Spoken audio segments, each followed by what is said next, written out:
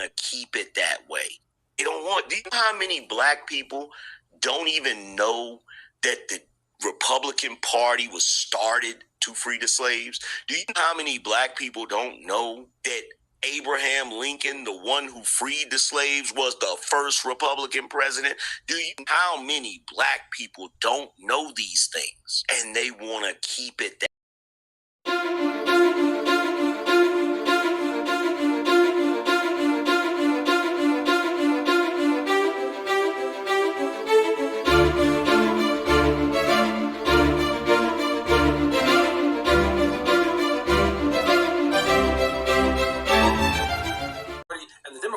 Switched. However, it's a lot more complicated than that. Currently, the Republican Party is the more conservative party, associated with things like limited government, states' rights, while the Democratic Party is the more liberal or progressive party, associated with things like social safety nets, equality, diversity. But it wasn't always like this. Originally, the Republican Party was the party of big government. You see, in the 1860s, during and after the Civil War, the Republican Party was strongly in support of funding big government projects, such as the Transcontinental Railroad, the state university system, and the settlement of the American West. The biggest project the Republicans were in support of was actually Reconstruction, which was all about the protection and empowerment of newly freed African Americans after the Civil War. The Democratic Party was the complete opposite. The Democrats originally were the small government party. They believed in less government intervention with the economy and also states' rights. As a result, the Democrats were the party that actually supported slavery, and obviously they fought the Republicans tooth and nail when it came to Reconstruction policies after the Civil War. This also meant that most Southerners would vote for the Democratic Party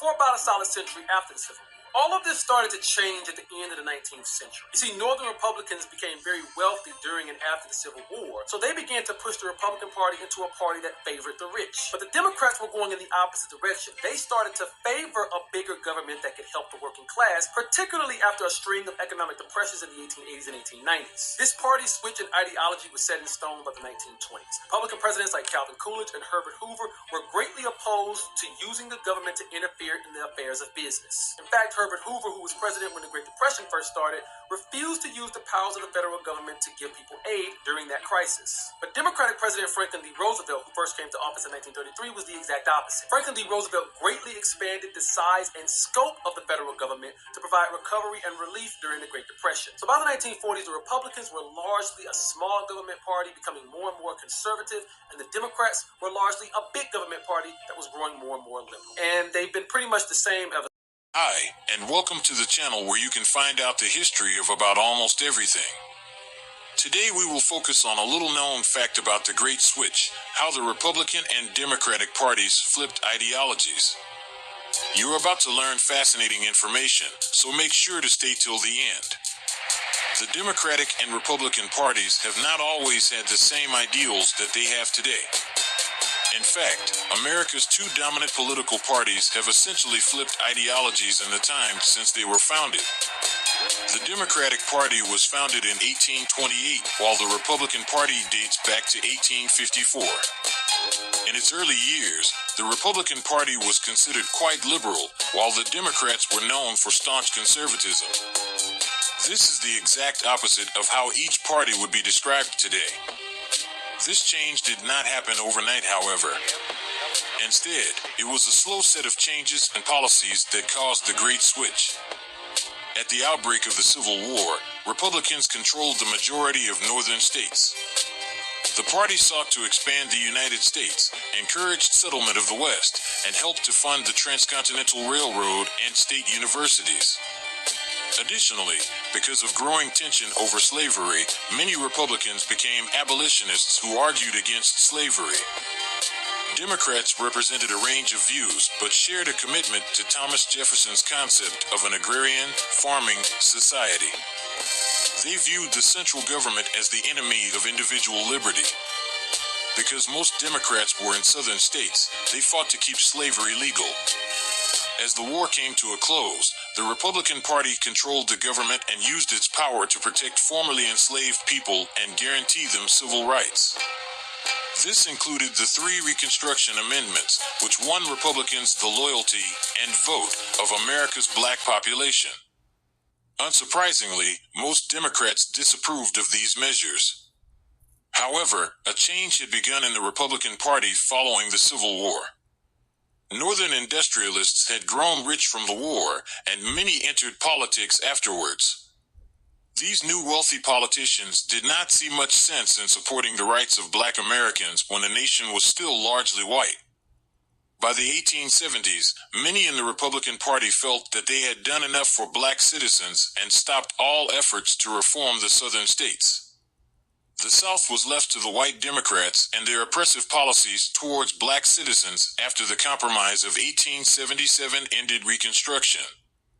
With the end of Reconstruction, the Solid South voted for Democratic presidential candidates for the next 44 years. Almost 60 years later, the Great Depression became a catalyst for a massive political shakeup. The Republican Party had continued to be dominated by wealthy businessmen, which meant that they had come to favor laissez-faire policies that supported big business. These policies were effective when the economy was booming, but were disastrous when it wasn't. When the economy crashed in 1929, the Republican president, Herbert Hoover, opted not to intervene, earning him and his party the ire of the American public. Franklin D. Roosevelt, a Democrat, sensed the need for change. He campaigned on a promise of government intervention, financial assistance, and concern for the welfare of the people. He won the 1932 election by a landslide. It was FDR's campaign policies that caused a major shift in party ideologies. Republicans opposed everything about FDR's government. Primarily, they saw the growth of large government as harmful to the Federalist foundation of the nation. This too has come to define the ideals of the Republican Party. Race and equality began to return to the center of politics in the 1950s and 1960s. Race did not necessarily fall into a party viewpoint at this point. Instead, it was more of a regional issue. Southern Democrats and Republicans both opposed the early civil rights movement, while Northern Democrats and Republicans began to support legislation as the movement picked up steam. In 1964, Democratic President Lyndon B. Johnson signed the Civil Rights Act into law. In the 1964 election, Republican candidate Barry Goldwater publicly opposed the new law, arguing that it expanded the power of the federal government to a dangerous level. It was this argument that led to a final, decisive switch. Black voters, who had historically been loyal to the Republican Party because of the 1866 Civil Rights Act, had already been switching to the Democratic Party. However, upon hearing Goldwater's argument against the 1964 Civil Rights Act, the majority of black voters left the Republican Party in favor of the Democrats. They saw the Democratic Party as advocates for equality and justice, while the Republicans were too concerned with keeping the status quo in America. As the 60s and 70s continued, Democrats sought reform in other places, such as abortion and school prayer. White Southern Democrats began to resent how much the Democratic Party was intervening into the rights of the people. By the 1980s, white Southern Democrats had become Republicans, and the majority of the South was now Republican. The Republican Party now is solidly conservative, while the Democratic Party is the liberal one. The story of the Great Switch is a testament to the ever-changing nature of politics and the power of the American electorate to shape the direction of the nation. Join us next time as we delve